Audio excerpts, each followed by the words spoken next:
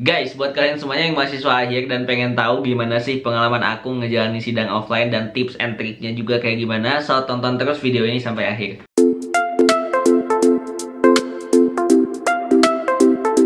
Oke, hola guys, balik lagi bersama aku Fauzi di channel Jejak Zamzami. Thank you banget buat teman-teman semuanya yang udah selalu nonton video-video aku. Thank you banget pokoknya. Dan yang belum like, comment, share, dan juga subscribe, silahkan subscribe juga biar aku semangat buat bikin video untuk teman-teman semuanya. Oke guys, seperti yang kalian tahu, kalau misalkan kalian follow Instagram aku, sekarang aku udah unofficially as HubINT. Wih, mantap.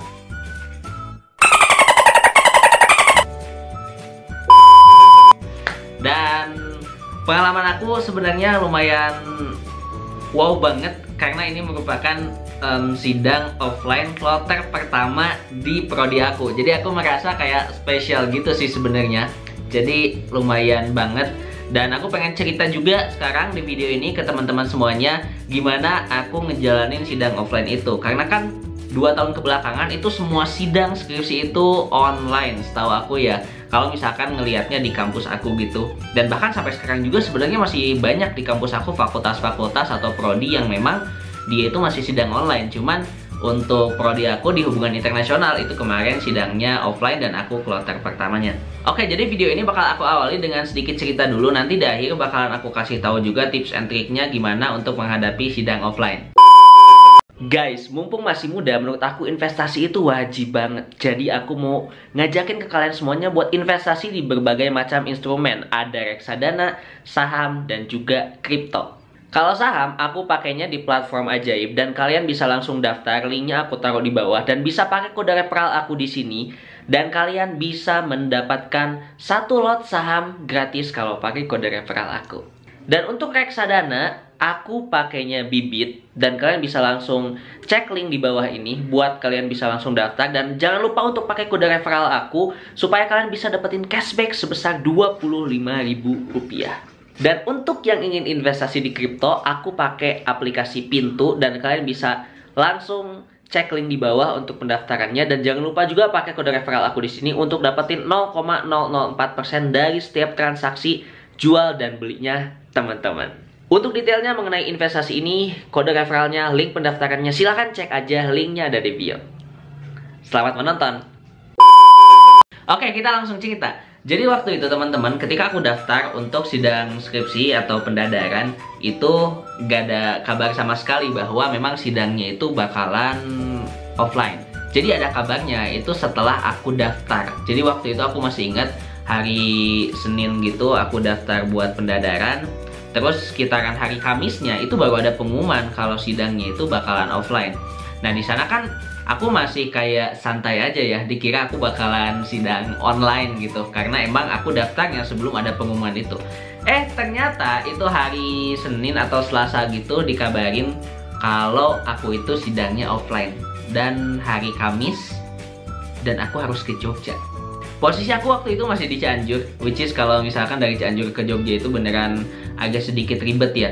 Karena dari Cianjurnya dulu harus ke Bandung untuk ke stasiun. Dan dari Cianjur ke Bandung itu stasiun kereta ada, cuman kayak potong-potong gitu loh, harus turun-turun. Akhirnya ya mau gak mau aku harus pakai mobil ke sana.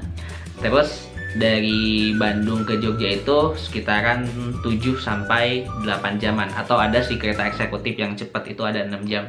Dan itu lumayan nguras waktu banget sih. Gak hanya waktu juga sih, tapi pikiran, tapi juga uang untuk kesana. Dan beberapa hal lain yang sampai-sampai waktu itu teman-teman aku di kereta tuh yang biasanya enjoy ya. Entah itu sambil nonton atau sambil ngedit. Ini bener-bener kayak sambil baca skripsi dan ngebenerin PPT lah, kayak gitu-gitu. Tapi untungnya sih waktu itu PPT-nya udah siap.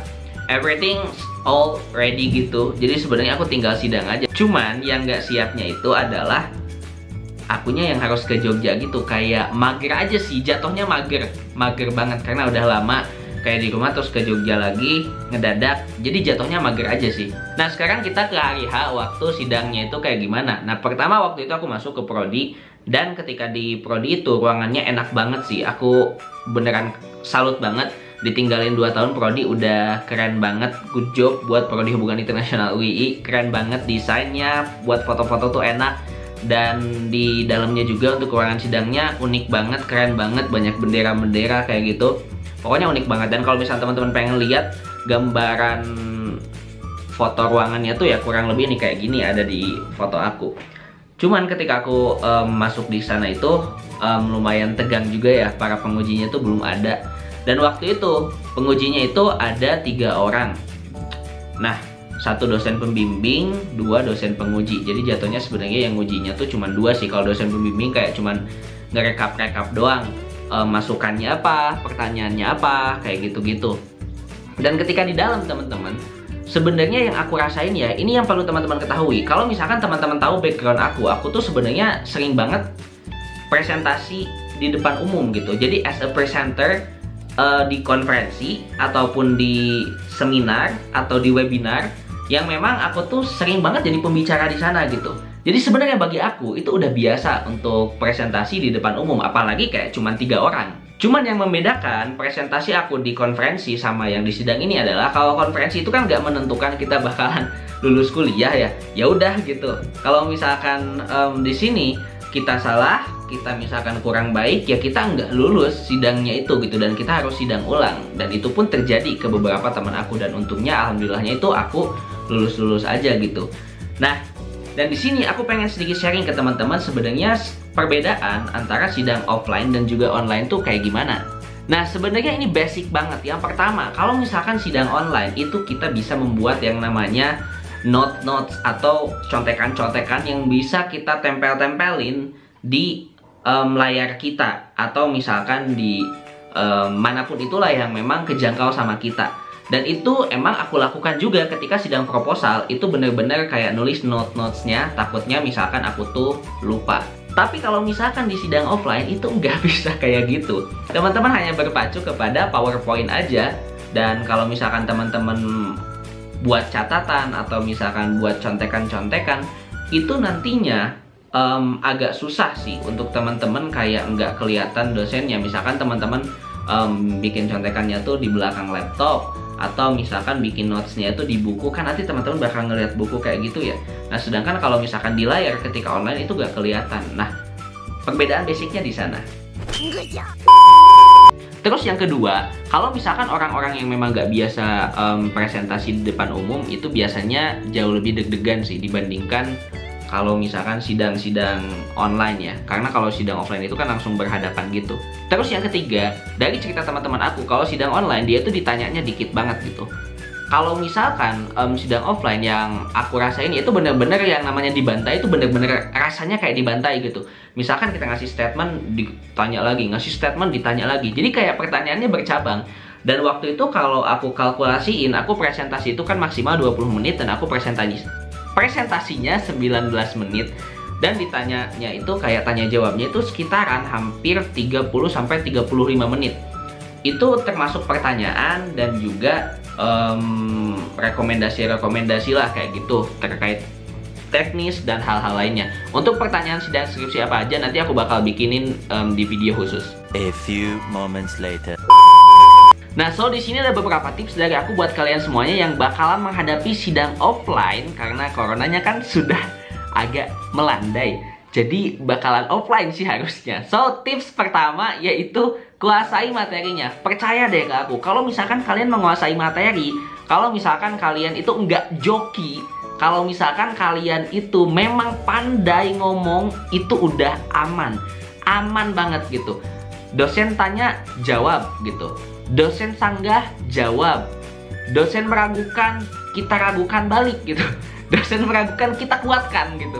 Jangan sampai teman-teman itu bener-bener kayak orang yang nggak tahu dan nggak paham sama sekali terhadap materinya. So, first thing adalah kuasai materinya dengan cara baca ulang, dengan cara latihan, dan lain sebagainya. Kedua, latihan presentasi. Sejago apapun teman-teman ngomong, sehebat apapun teman-teman ngomong, sebanyak apapun pengalaman teman-teman ngomong, ingat bahwa sidang skripsi ini tuh beda. Dan teman-teman perlu yang namanya latihan. Nah, latihan di sini tuh bisa teman-teman latihan lewat kaca atau misalnya lewat Zoom atau gimana pun itu, diliatin sama temennya teman-teman. Terus latihan juga untuk kayak tanya jawabnya sama mereka biar teman-teman tuh nggak kaget gitu. Nah, dan yang unik teman-teman, kemarin waktu aku sidang ya, itu tuh sampai dibilang sama dosennya kayak gini. sebenarnya saya enjoy banget katanya tuh untuk ngedengerin kamu presentasi katanya. Tapi uniknya kamu tuh presentasi bukan kayak orang-orang yang memang ngebawainnya tuh secara ilmiah gitu, atau ngebawainnya kayak dosen pembawaannya, tapi ngebawainnya tuh kayak konten kreator aja. Ini bener-bener kayak aku ketawa sendiri sih, tapi alhamdulillahnya dosen-dosen enjoy dengan bahasa yang aku kasih gitu, walaupun sebenarnya nggak akademik banget, tapi juga nggak non akademik banget, tapi kayak aku setengah-setengah lah kayak gitu. Ketiga, ketika presentasi jangan bilang nggak tahu. Ada beberapa kalimat yang teman-teman bisa omongin dibandingkan teman-teman bilang nggak tahu. Ditanya misalkan kenapa A B C D E F G, teman-teman bilang, oh Pak saya nggak tahu, oh Pak saya lupa lagi. Jangan sampai bilang kayak gitu, karena kalau misalkan kayak gitu, udah sih, aku sangat yakin teman-teman bakalan ngulang. Kalaupun teman-teman nggak tahu jawabannya, ada teknik tersendiri dan nanti aku bakalan bikinin videonya khusus. Keempat, tetap senyum. Mau teman-teman dibantai, mau teman-teman itu diragukan, mau teman-teman itu dibilang penelitiannya kok gini, kok jelek dan sebagainya, tetap senyum, tetap ramah, karena itu yang membuat muka teman-teman bagus dan juga ramah dan lebih enak dipandang sih dibandingkan kayak cemberut nantinya kan. Kelima, percaya diri. Maksudnya percaya diri adalah ketika teman-teman nanti presentasi nih, ketika sidangnya, itu teman-teman percaya diri aja. Anggap seakan-akan dosen ini tuh sebenarnya nggak tahu materinya. Dosen ini tuh sebenarnya belum pernah meneliti ini, sehingga yang expert di sana adalah teman-teman. Aku pun kemarin ngebayangin kayak gitu, kayak walaupun pada dasarnya ya para penguji itu orang pintar, para penguji itu dosen, tapi aku sangat yakin para penguji juga itu tidak semuanya menguasai apa yang mahasiswa-mahasiswanya tuh buat di skripsinya gitu. Karena mungkin beda fokus, karena mungkin belum baca, atau mungkin juga dosennya kurang terlalu menguasai hal tersebut, atau misalkan belum ada pengalaman dan sebagainya. Itu bisa-bisa aja. Jadi teman-teman itu pastikan ketika teman-teman presentasi itu pede gitu, karena kita nggak tahu sebenarnya orang itu paham atau misalkan enggak, kita tuh nggak tahu. Makanya yang harus kita lakukan adalah percaya diri aja, anggap bahwa sebenarnya kita di sana adalah orang yang paling paham. Dan cara untuk percaya diri adalah ya kuasai materi. Kalau misalkan teman-teman nggak menguasai materi, itu agak sedikit susah untuk teman-teman tuh percaya diri. Terakhir, last but not least, teman-teman jangan lupa untuk berdoa, karena dengan berdoa teman-teman akan dimudahkan dan juga akan dilancarkan, dan berdoalah sesuai dengan kepercayaannya masing-masing.